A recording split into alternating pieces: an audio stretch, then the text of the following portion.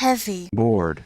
Yeah, I mean, it's a shit, it's a crapshoot. It's like getting into an Oh, and you MFA have program. teachers Yeah. leaving and swapping programs all the time. I mean, Yeah. it's just all of them moving around, but yeah. Yeah. Yeah. I mean, when I mentor the students that I work with at MTSU, they're usually like a little bit older. They have a lot, they might have a full-time job, they have families, all that's sort of like a low res program, which is an interesting group to work with. But I try to be as honest with them as possible about the reality of getting a job with writing at all. Like whether it's like copy editing or copywriting or, trying to get a teaching job. Like I try not to, I feel like it's my duty to be like, this is probably not going to happen for you.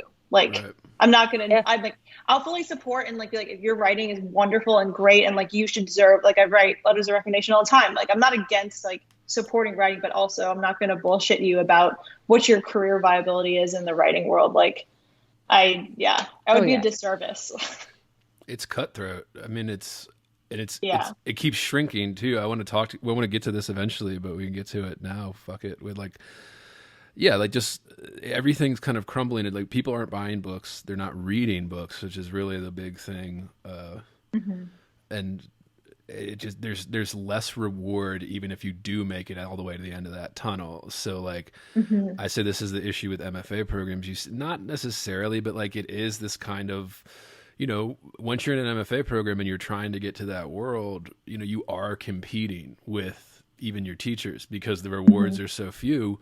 There's only so many grants. There's only so many prizes. There's only so many publications that happen a year.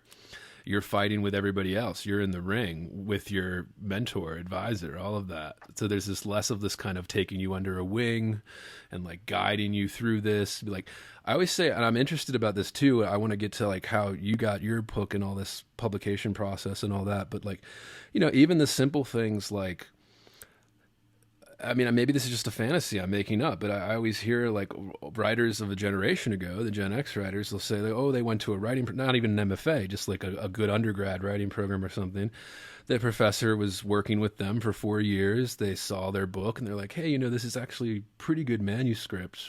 I'm going to send this along to my agent or my editor or whoever to see what they think, kind of thing. And that would give you that kind of connection into the world that everybody is so hungry and desperate for. And that just doesn't happen anymore because if they're going to give you like something to their client, well, it's like taking out room for them to be in the client pool with everybody else.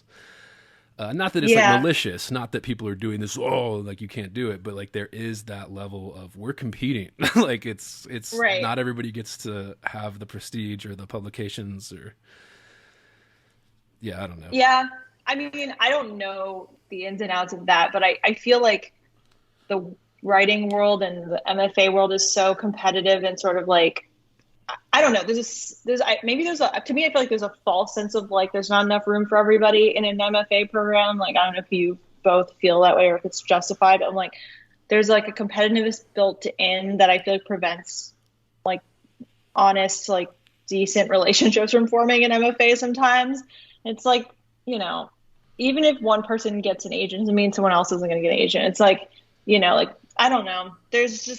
I try to stay out of it, I guess, is the point of a lot of it because it just feels toxic and like doesn't really make you a better writer, get the work done or anything like that. But yeah, I mean, if you think about just the scene in general, it's rather depressing. So for everybody listening that's excited to try and do this. Yeah. I mean, Inner resources, American resources. Being bored? Some activities are intentional, right? It shows such a lack of gratitude for life. Bored. I aspire to boredom, I should say. Bored. Heavy. I am heavy. Bored. Has you the night sweats and the day sweats, pal? Pal, I do.